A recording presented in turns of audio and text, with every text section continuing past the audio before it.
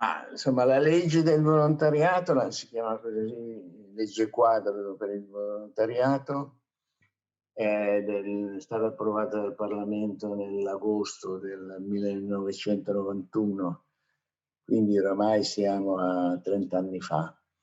In realtà che si proponevano leggi sul volontariato nel Parlamento era già almeno da una quindicina di anni prima, si cominciò negli anni '70 e ci sono stati vari disegni di legge proposti finché è stata approvata nel '91. Fu una proposta in buona parte elaborata dallo stesso movimento di volontariato. Ne fu il principale, forse, estensore dal punto di vista della normativa Nicolò Lipari, che era un giurista democratico di area cattolica, ma praticamente nacque da un accordo, diciamo, bipartisan. In particolare allora siamo ancora in quella che è stata chiamata la Prima Repubblica, era un accordo di CPC, tra la sinistra della DC e la sinistra, potremmo dire, del PC. Se perché era la sinistra, se volete poi ve lo spiego. E viene approvata nell'agosto appunto del '91. Però al di là della legge, fate caso, ve lo dicevo, la prima proposta è stata presentata, mi sembra che era nel 1978. È un fenomeno che comincia a affacciarsi in Italia negli anni '70. Non perché non vi fossero state attività che potremmo definire di volontariato in Italia in precedenza. C'è qualcuno in Italia, ad esempio appunto le Misericordie di cui parlavo prima, che spesso e volentieri vantano la loro origine al 1200. Il che è vero, nel senso che alcune forme di associazioni in Italia, ad esempio appunto le confraternite, per fare un esempio, le Misericordie sono una di queste, hanno un'origine in Italia, non so se dire medievali, secondo me è più o meno col Rinascimento. Non so se siete mai stati, certamente sarete stati, anzi a Firenze, se avete visitato l'ospedale degli Innocenti, cioè l'orfanotrofio. L'orfanotrofio fu costruito da una delle confraternite fiorentine, che erano confraternite spesso professionali, degli orafi, dei lanieri, eccetera, ma che avevano anche delle funzioni di carattere sociale. Quindi questo in Italia ha una lunga origine. Ma qual è la novità degli anni '70? Che viene segnalata sia dalla legge, ma anche dal cambiamento proprio di un'impostazione culturale. Cioè, diciamo, opere caritatevoli sia, come dire, con risorse, ma spesso e volentieri con attività, hanno un'antica origine. Queste attività però non sono opere caritatevoli del tempo precedente, sono delle attività che possiamo definire di cittadinanza attiva, cioè di persone che si impegnano appunto per il bene comune o per i beni comuni. E questa è essenzialmente la novità, perché appunto se ci pensate, in precedenza un tessuto di cittadini attivi, che cioè si occupano, come dicono i giuristi, degli interessi generali della collettività, cioè appunto il bene comune o i beni comuni. Prima non c'erano, sin dall'antichità, ma fino all'Ottocento, la prima parte del Novecento, sono sempre associazioni di tutela degli interessi all'origine, anche a volte appunto di cose come le confraternite.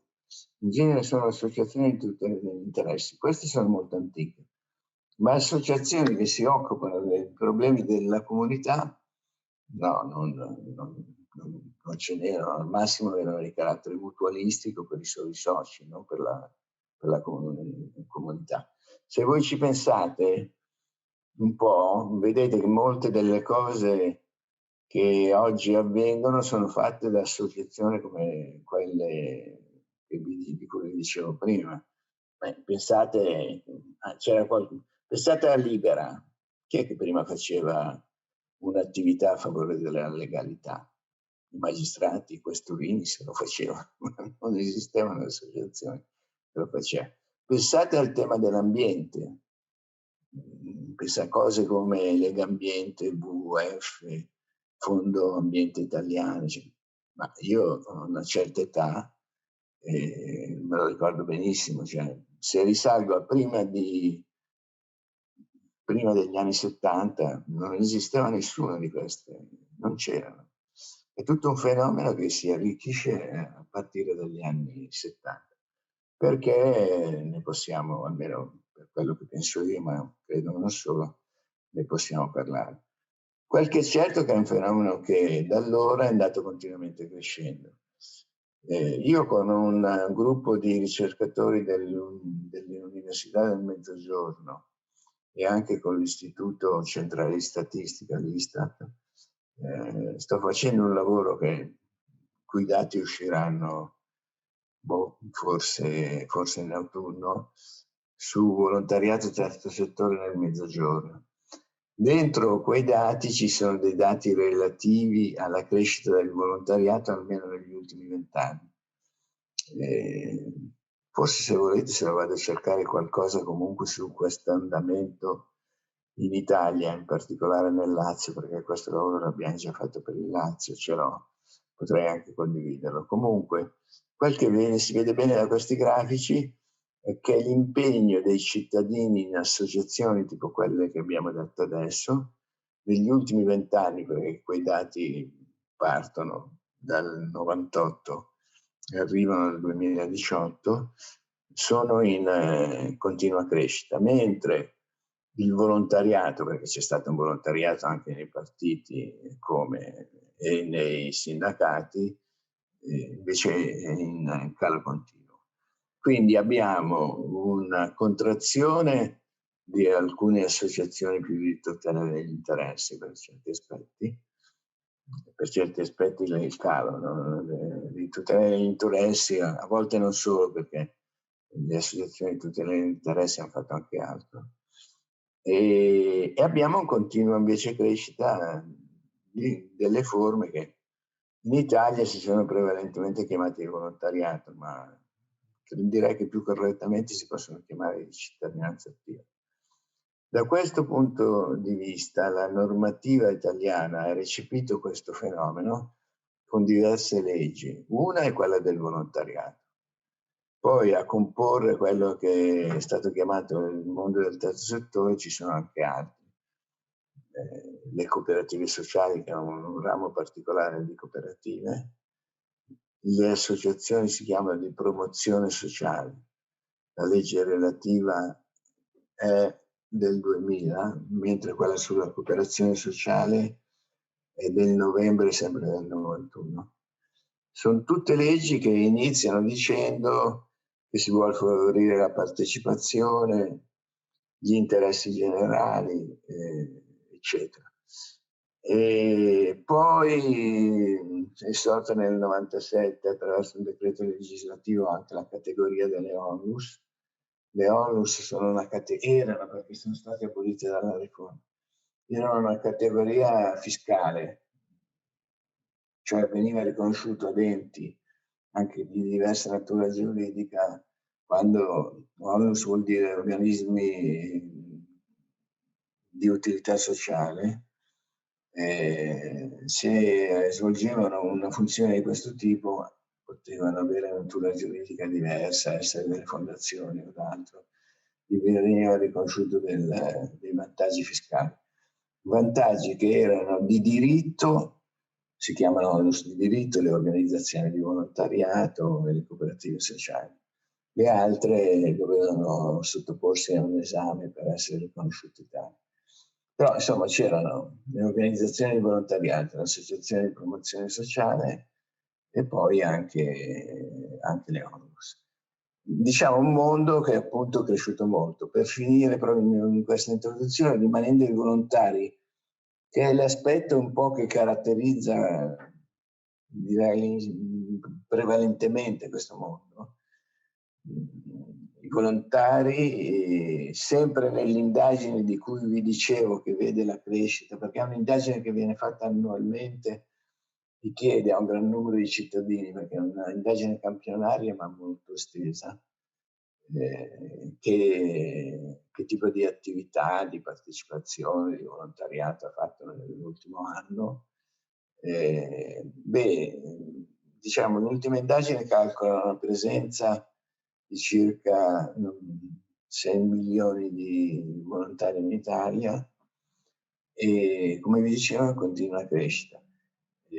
Non direi che tutti sono cittadini attivi, perché una parte di questo mondo del volontariato è quello assistenziale più vecchio, anche culturalmente con questa idea più vecchia, parte più assistenziale del mondo del volontariato che non ha, se non meno, insomma, se non in maniera ridotta, questa idea di cittadinanza attiva. Però sui 6 milioni poi ci sono diversi calcoli, diciamo così. Direi che 2-3 milioni sono senz'altro, sono da considerarsi dei cittadini attivi. Ed è un fenomeno che non, appunto, come dicevo prima, non c'era. E ha generato, su questo finisco, anche l'idea dei beni comuni, non solo il bene comune. Allora, per bene comune è un sinonimo, come dire, nel campo dell'etica, a quelli che i giuristi chiamano gli interessi generali. Mentre i beni comuni sono una cosa diversa. Secondo me, ad esempio, la cosa che fate voi è un bene comune, cioè sono quei beni che la comunità riconosce come un qualcosa che non può essere sottoposto a un vincolo di proprietà, e sono beni di tutta la comunità, sono beni indivisibili come l'aria, l'acqua, queste cose. Ma negli ultimi anni, con lo sviluppo della cittadinanza attiva, col fatto che la comunità ha cominciato a partecipare direttamente, non ha delegato tutto all'istituzione pubblica, anche pensate ai beni comuni culturali. Ci sono associazioni che hanno adottato il monumento, i monumenti, cioè ci sono associazioni che si sono prese cura di molti beni culturali. Ecco, sono beni che vengono riconosciuti da tutta la comunità come una cosa essenziale sono beni materiali e immateriali. E questa stessa idea dei beni comuni è sorta insieme alla cittadinanza attiva, perché prima in fondo si parlava solo di beni pubblici.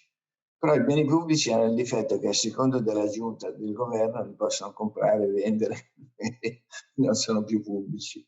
Un bene comune, un bene riconosciuto dalla comunità, è difficile che si possa comprare e vendere, perché tutta la comunità lo riconosce come una cosa essenziale. A volte sono anche beni privati, pensate ai beni archeologici, possono essere privati ma sono sottoposti a vincoli da parte della comunità. Cioè, se la comunità riconosce un bene come importante, diventa quasi un bene inalienabile, un bene di tutta la comunità. Esprime in fondo il fatto, appunto, che non ci sono solo le istituzioni, ci sono anche i cittadini che direttamente si occupano appunto del bene comune, ma era una cosa che una volta prima non c'era. Il volontariato di questo tipo di associazioni è comunque politico, perché rivolgendosi alla comunità si pone i problemi del governo e della polis, quindi fa politica in realtà, è una maniera, diciamo, di fare politica diversa, che prima non esisteva, perché cosa si poteva fare? Si poteva militare volontariamente in un partito e questo partito serviva a dare gli indirizzi di svolgimento, diciamo, di attività delle istituzioni. Ma l'azione pubblica era una prerogativa delle istituzioni. I cittadini, diciamo, non ci potevano mettere naso. Le leggi di cui vi ho parlato riconoscono invece via via in maniera più esplicita questo fatto. Tenete anche conto che nel 2001, nelle modifiche proposte alla Costituzione, viene approvato un comma, che è l'ultimo comma, il quarto dell'articolo 118 della Costituzione, che parla esplicitamente di questo. Dice lo Stato, le regioni, i comuni favoriscono, devono favorire, dice in questo articolo della Costituzione, l'autonoma iniziativa dei cittadini singoli, possono essere anche singoli, singoli associati, per lo svolgimento di attività di interesse generale. Tenete conto che l'interesse generale è il campo d'attività che da sempre definisce le istituzioni pubbliche. Quindi in Costituzione viene riconosciuto nel 2001 che non solo le istituzioni, ma anche i cittadini, singoli associati, possono occuparsi del bene comune. Questo riconoscimento mano a mano si è fatto strada, adesso non voglio dilungarmi molto su questo, ma ci sono sentenze della Corte Costituzionale che l'hanno ripreso e anche recentemente ribadito. Quindi diciamo che è un principio che è entrato in maniera chiara in Costituzione. C'è chi sostiene, che in particolare il padre di questo emendamento, quello che ha scritto, che è Peppino Cotturri, c'è chi sostiene giustamente che in realtà questo principio era già nella nostra Costituzione, perché se voi leggete gli articoli, in particolare il 2 e il 3 è quello che dice è compito della Repubblica rimuovere gli ostacoli diciamo diversi che impediscono, finisce dicendo che impedisce la partecipazione dei cittadini. Cioè di solito il secondo comma dell'articolo 3, che se volete lo possiamo anche leggere, è notissimo, ma in parte lo ricorderete. Di solito si sofferma sul fatto che dice che è compito della Repubblica rimuovere gli ostacoli che impediscono lo sviluppo della personalità umana. Ma poi finisce dicendo che è compito della Repubblica rimuovere gli ostacoli appunto che impediscono lo sviluppo della personalità umana e la partecipazione dei lavoratori, dice, alla vita del paese, adesso le parole esatte non me le ricordo. Cioè già nella Costituzione del 48 i costituenti avevano previsto che la partecipazione diretta dei cittadini alla vita della comunità era una cosa fondamentale. Diciamo. Poi è stata ribadita nel 2001. E questo è il, diciamo, il cammino costituzionale del principio di cui vi parlavo. A questo si affianca, come dire, un'evidenza empirica di cui vi dicevo, la crescita delle associazioni, che non è un fenomeno solo italiano. E a proposito del fatto che è altrettanto politica, è un fenomeno internazionale. Se voi pensate a tanti movimenti, ma anche rimanendo nel nostro paese, la gran parte delle riforme a partire dagli anni 70 non sono stati proposti dai partiti, sono stati proposti da movimenti di cittadini che avevano un loro retroterra in tessuti associativi di questo tipo. Pensate alle varie riforme del diritto di famiglia in Italia, pensate a varie cose che riguardano l'ambiente, eccetera. Sono tutte cose che sono provenute da questo mondo. E quindi si può dire che è una forma di partecipazione politica, in genere più sulle politiche, cioè il fine non è quello di promuovere una rappresentanza, non è quello della democrazia rappresentativa, il fine è quello di avanzare delle proposte e collaborare alla gestione di attività a finalità pubblica. Come no, naturalmente non è l'associazione che va riconosciuta come un bene comune, no? È ciò che fa, casomai, o le cose di cui si occupa. Come riconoscere la tua attività, devo dirti, cioè in questo caso quella delle stelle in tasca, ma mi sembra più un compito, penso, mi verrebbe da dire di carattere politico-culturale, devi riuscire a farlo capire agli altri. Se questo viene avvertito dalla comunità come un patrimonio, un bene comune importante, rientrerà poi tra le tutele che la legge prevede per questo tipo di attività. Io penso che quanto più riusciamo a far passare nel senso comune che è un'attività di cittadinanza attiva, un'attività come la vostra, no? Come quella della nostra associazione, tanto più facciamo dei passi in avanti anche dal punto di vista dei problemi che dicevamo, perché credo che senza memoria non c'è politica, non credo che si possano separare le due cose. E quindi la vostra è un'attività importante, perché sarà una collettività come fa a avere coscienza di sé, è un po' difficile.